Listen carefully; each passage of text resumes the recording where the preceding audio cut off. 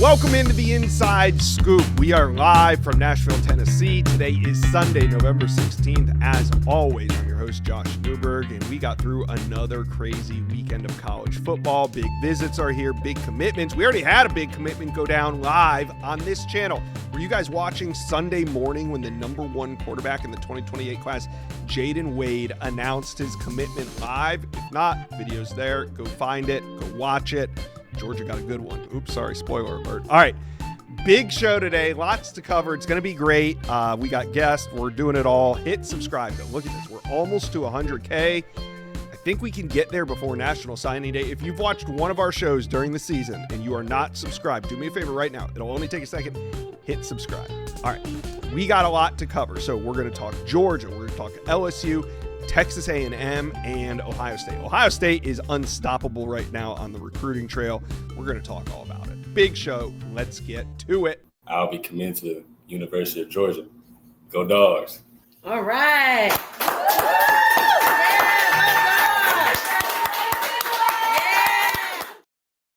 And that right there was the moment that Georgia landed the number one quarterback in the 2028 class, Jaden Wade. Yeah, did it look familiar? It should, because it was right here on the Rivals Recruits channel. We got Jeremy Johnson from Dogs HQ. We're going to break down not just that commitment, but what else is going on with Georgia recruiting after a massive weekend in Athens. But before we do that, Georgia fans, do me a favor. Hit subscribe to the Rivals Recruits channel. We only got about 2 weeks left till signing day, so make sure you guys are subscribed. All right. Let's bring in UGA insider Jeremy Johnson. You were in the state. We're going to talk more about the game here in a minute, but let's talk about Georgia landing number one quarterback Jaden Wade. Why do they love him so much, and how did they land him? He's a very smart quarterback. Yeah, he's only a sophomore in high school, but the guy understands high-level football already.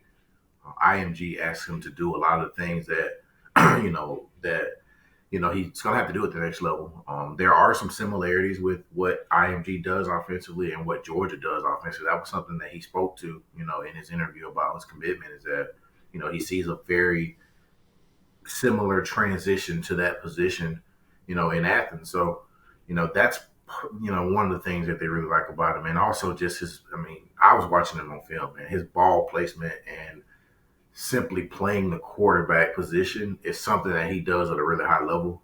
He's a really good athlete, but he puts balls in places where only his guy can make a play, and he also isn't a guy that's just, out here running around and creating off chaos. He can do that, but very good about playing on schedule, very good about playing within what's being asked of him and distributing the football. He's almost like a point guard on the football field, and that's, it sounds like something that's, it's dumbed down or bored down as a quarterback. We like to see that excitement, but that's what Georgia asked their guys to do. And, I think Jaden Wade is a guy that really fits that mold. Yeah, I agree with you. I think, of course, it's impressive. His highlights are impressive and everything. But then when you realize he's only a sophomore at 6'3", 185 pounds, he's going to continue to grow into that frame. But the thing is, he's already a great quarterback. He's not an athlete at the position. He's a great quarterback. So we're going to be talking a lot about him on this channel moving forward. Now, let's move our attention to 2027. See this? We're working backward, Jeremy. We did 2028. We're going to hit on some 2027, and we're going to finish with what's left in 2026. So 2027, already a commitment this weekend, and some huge names on campus. Start with the commitment. Yeah, you got Noah Parker out of Macon County down in Montezuma, Georgia. Last time Georgia went there, they got a Buckeyes Award winner, and he happens to be related to Noah Parker. He's Roquan Smith is his cousin, and they talk a lot about Georgia football. So that connection was one of the things that immediately attracted Parker to Georgia. But I really feel like this is a guy that, he's a Georgia guy. He respects what the legacy is of Georgia having the history at the running back position. Herschel Walker, Sony Michel, Nick Chubb, Todd Gurley. Those are names he grew up hearing, and for him to have an opportunity to follow in those footsteps meant a lot to him. And I think that goes without saying how important it is when you talk about Georgia and how they're trying to build their culture, but that locker room has guys in it that care about getting better, being developed by that staff there, but then also just caring about the University of Georgia. I feel like him committing early was him kind of making a statement. No, I really care about this place, and it's going to matter to me, long term. So, Right. big time player. I think he's rated as a 3-star right now. I'm here to tell you he's a better football player than being a 3-star. That's just 100% just raw truth out of me. Having seen him a few times on film, and he's a big guy, big physical back that has some speed and has some ability to catch the football out of the backfield as well. He plays some middle linebacker, so he's tough. So he's probably one of those guys that we're going to see rise in the rankings over the next couple months. All right. Now let's talk about headliners from that 2027 class that were in Athens this weekend. There was a bunch of them. Yeah. The first name that comes to mind is David Jacobs Jr. He was there, him and his little brother 2028 defensive lineman Dawson Jacobs. And that family is, heavily connected to Georgia. His father played at Georgia. He's probably been to every big game at Georgia for the last 2 or 3 years, and he's been recruited by Georgia probably as hard as anyone. I think having him on campus again is huge. I know Notre Dame, USC, Miami, Tennessee, or just to name a few that are going to be, teams that are going to be involved in his recruitment. But Georgia's always looking for impact guys, especially at that position. When you start to consider, hey, LaDainian Guyton's no longer in that class. He's in the 2026 class, right? And he's committed to Texas Tech. That was supposed to be the pairing. Was supposed to be LaDainian Guyton and DJ Jacobs. So he's the one that's left. So Georgia's going to pursue him hard. Obviously. Does Georgia have to worry about Texas Tech here? And with DJ Jacobs? I don't think so. But then again, if you had asked me that a year ago about the Damian Guyton, I probably wouldn't have said.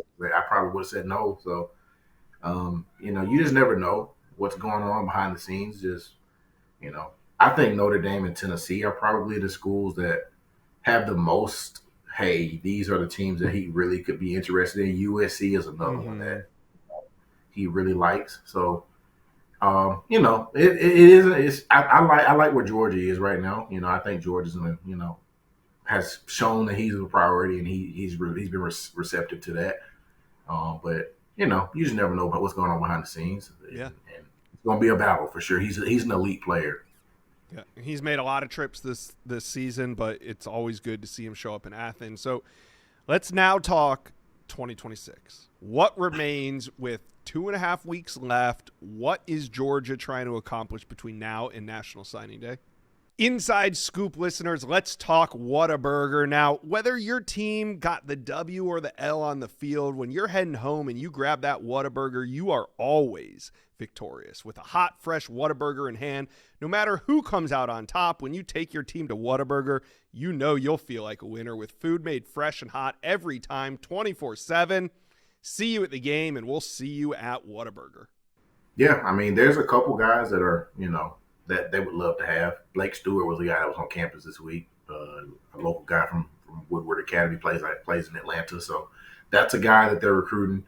Tyreek Jemison, we've talked about a couple weeks in a row now that he was back on campus yesterday as well.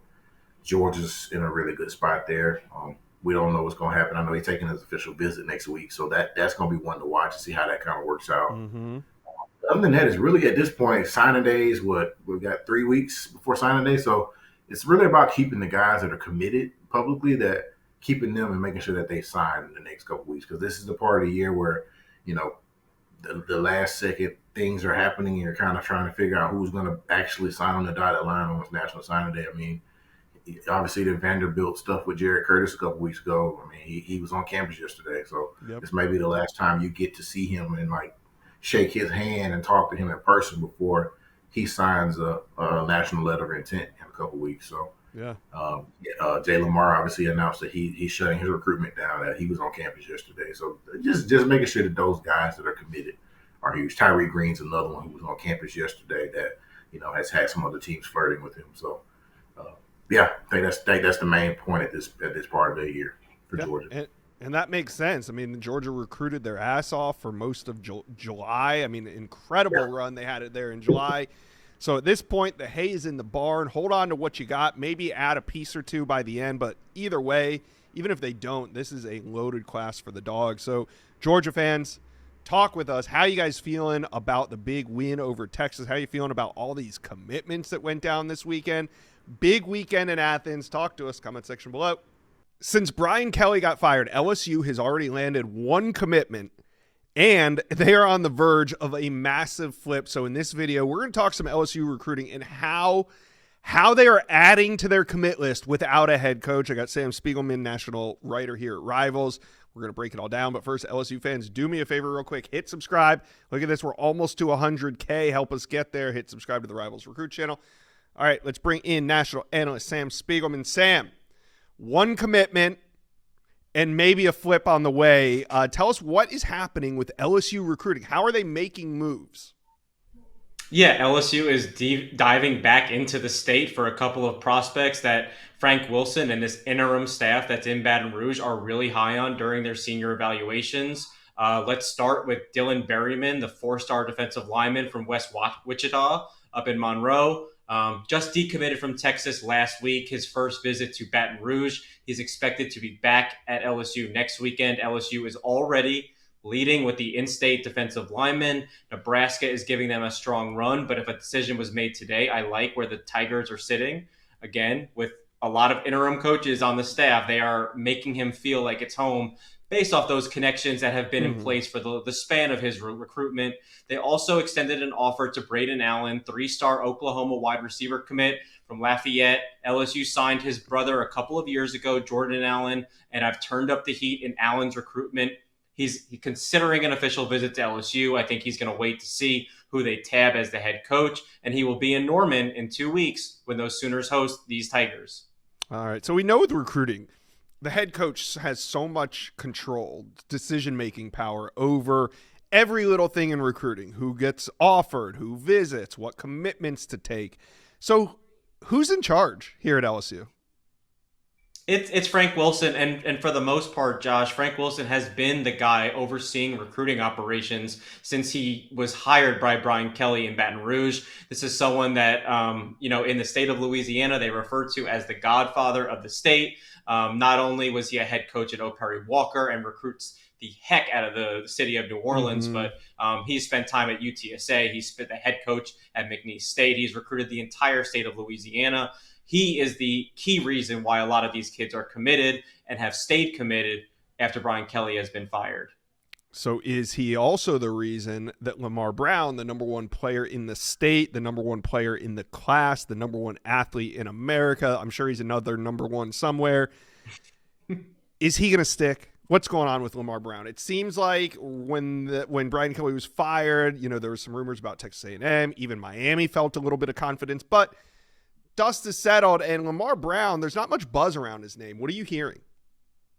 Yeah, you're right about the number ones. You could probably add number one target on LSU's board to keep in this class. And Frank Wilson is the absolute catalyst to this recruitment. As soon as he decided to put himself more involved in this recruitment, LSU started to separate itself from Texas A&M this summer. Texas A&M has continued to speak with Lamar Brown, and Lamar Brown has continued to speak to Texas A&M. But he has continued to visit LSU. He's been on campus for every single home game so far this season, including this past weekend for Frank Wilson's first win as the interim head coach. He told me this morning he remains locked in. With all the information that he currently has, this is where he wants to be. Of course, we will see if Frank Wilson is retained. But as of right now, all signs point to LSU holding on to Lamar Brown, the top priority in this class, the number one athlete in the country, and of course, the centerpiece of this 2026 class that is largely filled with in-state blue chip talent. Yeah, currently ranked number 12 in America. What do you think the odds are? I mean, here we are, 2.5 weeks from signing day. It's going to be December 3rd. Brian Kelly gone. The odds of a new head coach being in place, maybe, but probably not. I mean, maybe. Signing day's 4 days after the season ends, so maybe there's a coaching change, coach name. But what do you think the odds are of LSU holding on to this class through signing day? Based on what I've been hearing, and after another big weekend in Baton Rouge where they continue to recruit at a very high level, all signs point to at least the in-state commitments continuing to stay in this class. We talked about Lamar Brown, but the same can be said for big Rich Anderson, 5-star defensive lineman Aiden Hall and Isaiah Washington, blue chip safeties, Desirian Ellis, who is back on campus this weekend, Jabari Mack, another blue chip receiver, back on campus this weekend. Guys like Bryson Martinez are exploring their options. He'll officially visit Texas. But if Frank Wilson is retained, if other members of the staff are to carry over to the next one, I feel really good about Bryson Martinez staying on board. The out-of-state commits, that's harder. We're already seeing some attrition in that area. But the in-state kids committed to Frank Wilson and these coaches on staff, if there's any holdover, I like where they stand. Yeah. And, I feel like things are holding, and I think a majority of that reason is because of what you said. The core of the class is from in-state, normally is at LSU, so I think there's a good chance that this class holds. So we're going to continue talking LSU recruiting, and Tiger fans, talk with me and Sam about the class, how you're feeling about the coaching change, and who's your number one candidate on the coaching hot board. Let us know. Comment section below. We're talking Texas A&M recruiting as the Aggies. They stay perfect, winning a thriller over the weekend, and things couldn't be going better in recruiting. Massive commitment heading into the weekend, and then just moments before we started taping this, the Aggies landed another one. We're going to break it all down with national analyst Sam Spiegelman. But before we do that, Texas A&M fans, hit subscribe to the Rivals Recruits channel. You're going to want to be plugged in between now and signing day. Things are just heating up. All right, let's bring in Sam Spiegelman, national analyst here at Rivals. And like I said, tell the people about the commitments that A&M landed, one heading into the weekend, one heading out of the weekend. Yeah, the Aggies were 9-0 when Raylon Henry, one of the top cornerbacks in the country, committed. And after pulling off a historic comeback in Kyle Field on Saturday, on Sunday, Jaquan Snell, the number 3 safety on Rivals, commits to the Aggies. This has been a top priority for Mike Elko and his staff. They have turned up the heat on Jaquan Snell. We've talked about him on the Inside Scoop. He is a stud on the defensive side of the ball, widely considered the best safety prospect in the state of Texas by coaches across the state. Texas at one point was the favorite. A&M, Mike Elko, his experience working with the secondary and the way that A&M safeties are thriving this season. Jaquan Snell could not wait any longer. He commits on Sunday over Texas. This is a huge get as they push toward the number 1 class in America for 2027. And they have currently the number 1 class in America in 2027. They had the number 1 class in America heading into the weekend before they landed those 2 commitments. So we're going to come back to 2027, but I want to focus on 2026, Sam, because we don't have much time left. Signing day is on December 3rd. So we better talk it now. We're running out of time. 3 main flip targets on campus this weekend. Safety Braylon Womack, Auburn commitment, edge KJ Ford, UF commitment, and wide receiver Jaden Warren, in-state Houston commitment. What are you hearing on these flip targets now that the weekend's over? Yeah, well, you talked about Jaquan Snell being one of the best safeties in the country. It's no surprise that Braylon Womack was back in town exploring his options after Hugh Freeze was fired in the Plains. A&M was one of the finalists, very close to the top at various stretches of his recruitment. Very notable that he's back 2 weeks before signing day. KJ Ford has made his 3rd visit to College Station, and we know that the Aggies have continued to kick the tires here, and things have really picked up after this weekend. I believe that they are in a position to flip KJ Ford if and when they want to. Steve Wilfong, our colleague, feels the same exact way. This was a really big visit. I was told that he visited for a purpose, and things are heading in the right direction there. We are certainly monitoring to see if it's imminent. And then Rivals 300 wide receiver Jaden Warren. The Aggies would love to add another playmaker. We see what Casey Concepcion and Mario Craver are doing in Aggie land this year. They would love to add a blue chipper like Jaden Warren, who took his official visit. He's been on campus twice. He's been on campus at Houston a few times as well. The Aggies feel good here. We'll see if it's enough to move him off that Houston pledge. That's the hometown commitment for the Cougars. All right, so a couple flip targets on campus, but there could be more to come. We're going to be covering Texas A&M recruiting really closely for the next couple of weeks, but let's move back to 2027, where they have the number 1 ranked class in America, and they're not done, Sam. Who else do you feel good about when it comes to the Aggies and some of these elite recruits? Yeah, I think that Texas A&M is one of the front runners with 5-star offensive tackle Kennedy Brown, who has been on campus more than half a dozen times so far in his recruitment, more than any other school. They're going to battle the big wigs like Texas and Ohio State and Georgia and Alabama for Kennedy Brown. But I think that A&M has legs to stand on in this race. We have predictions in for the number 3 running back, Landon Williams-Callis, who has been absolutely a spark plug in the state this year, one of the most dangerous athletes in all of the Lone Star State. I think A&M is certainly the team to beat there. I also feel good about where they stand with the number 1 interior offensive lineman, Albert Simeon, out of Louisiana. And I have predictions in for not only Simeon, but 4-star offensive tackle Caden Scott, who returned to campus this weekend, a top target for Adam Cushing on the offensive line, and Caden McCarty, who is back on campus right before he's supposed to come off the board December 8th. I think Texas A&M is in a strong position to close with McCarty too. Ohio State fans woke up to some great news. Yeah, I know they went to bed with a win, but they woke up with a massive commitment on the recruiting trail. That's what we're going to break down in this video. But before we do that, Ohio State fans, hit subscribe. These are exciting times. We are less than 2 weeks from signing day, and things are starting to get crazy. So make sure you guys are subscribed to the Rivals Recruits channel. All right, let's bring in Mick Walker from Letterman Row. And on the field, the Buckeyes dominated in every phase against UCLA. They keep it rolling on the field. And then this morning, elite edge Dre Quinn, a one-time Clemson commitment. He backed off that about 2 months ago. Committed to the Ohio State Buckeyes this morning. How did it all go down, Mick? Yeah, you and I were talking before the show. I think there was some confidence after that first visit when he came up for an unofficial in October for the Minnesota game that maybe we could get this one done. He had just kind of decommitted. I think there was a lot of the relationship stuff with Larry Johnson. He was going to mesh well. The program fit. I mean, after all, he was committed to Clemson. I know the fall of Clemson's program is a little bit different, but culture-wise, they're kind of similar in that aspect. They're both kind of real faith-based programs that are more of a genuine, and they're not trying to push guys out. They're trying to build prospects and kind of develop them. And I think once Dre got on campus and saw that, he realized he meshed really well with Larry Johnson, the program. And then you get him up on campus and for twice, and he gets to be around some of the other commits, meet Kenyatta Jackson, meet CJ Hicks, and some of these other defensive ends that are there that he would get along with. And I think it all just kind of coincided with him deciding that he wanted to kind of fill the last need in this class. Obviously, Ohio State has Kari Wilder, the 5-star Rivals edge, committed, but you needed another edge to pair with him with some of the guys you're losing, and Dre Quinn fills that need pretty perfectly, honestly. Yeah, and in all honesty, the rich just get richer with this one because, yes, they needed another edge, but this class is already pretty loaded, and now they add Dre Quinn.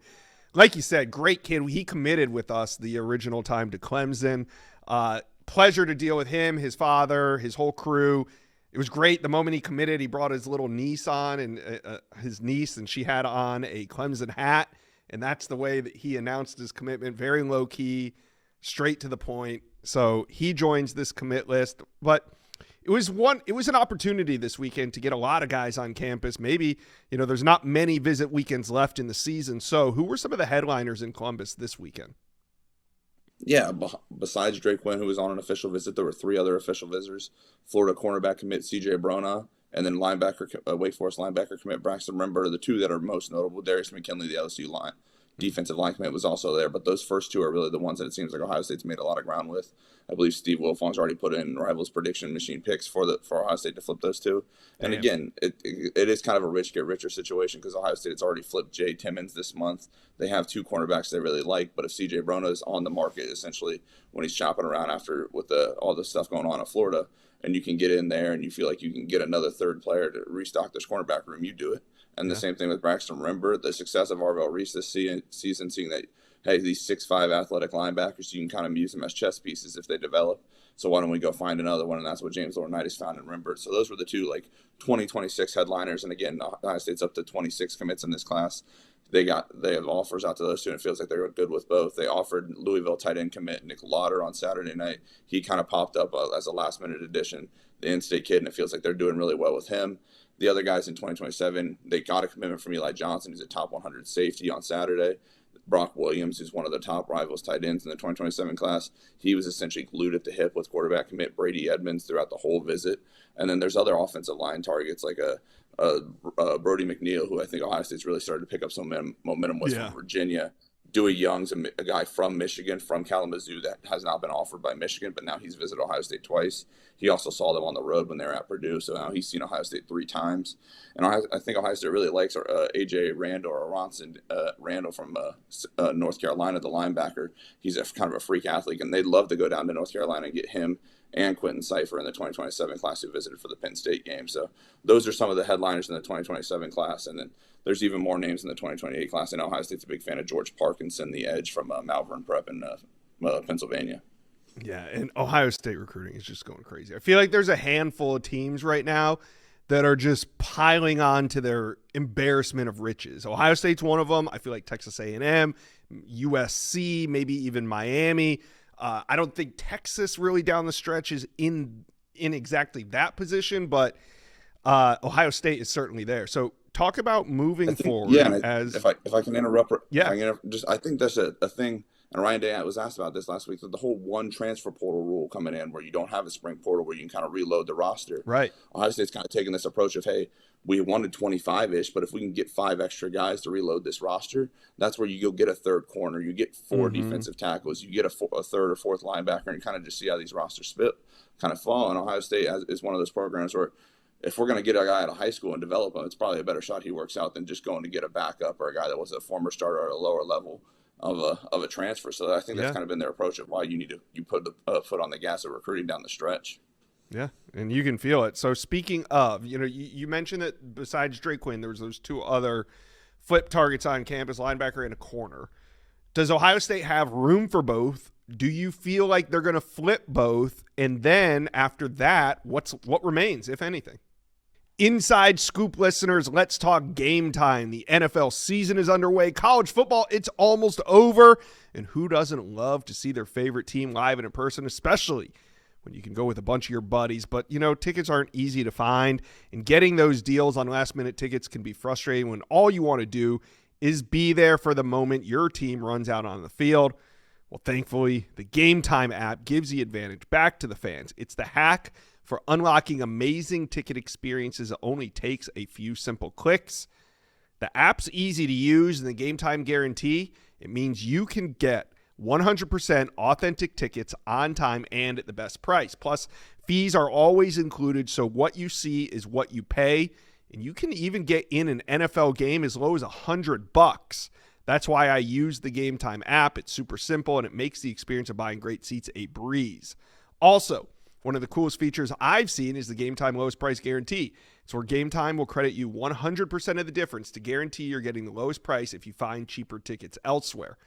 All right, here's what we're going to do. You're going to download the Game Time app, create an account, and use promo code INSIDESCOOP. That's promo code INSIDESCOOP for $20 off your first purchase. Terms apply. That's Inside Scoop for $20 off Game Time. Last minute tickets, lowest price guaranteed. Yeah, I do believe that they'll flip both C.J. Brana and Braxton Rimbert coming out this weekend. I also think they'll flip Nick Lauder again.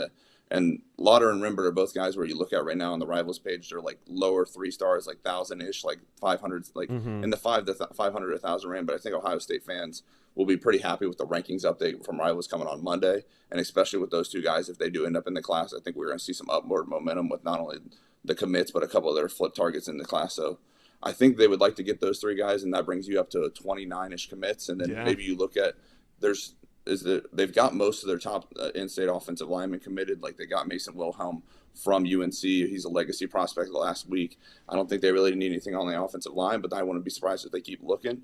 I wouldn't be surprised if maybe Jaden Williams continues to kind of get checked in on the Indiana linebacker commit just to get a 4th. I mean, Ryan Day got to see him in person last week when Maslin played St. Francis de Sales, where his son RJ plays. So maybe that even kind of picks up the ignition of it a little bit. But other than that, I mean, they got a second running back. They got 5 wide receivers, 5 offensive linemen. They're probably going to get a tight end. They've got 6 defensive linemen now. They're going to have 3 linebackers, I assume, 3 corners, 3 safeties. I mean, it's a loaded high school class. So if you get those 3 that we've talked about, Lauder, Rimbert, and Brona, I don't know where else you go other than maybe just trying to stash another random 6 offensive linemen to see how the lottery ticket that he could be. I know where you go. You go and flip Luke Wafel from USC. That'll really put a cherry on top of the class. All right, Ohio State fans, talk to me and Mick about these last couple weeks. Who are your top targets? How do you feel about this class in general, and how are you feeling about Ohio State right now? Talk to us, comment section below. Thank you guys for watching the Inside Scoop. You can find us right here at the Rivals Recruit channel every Sunday and Wednesday. Rivals Recruits, your best source for all things recruiting. We will see you guys next time.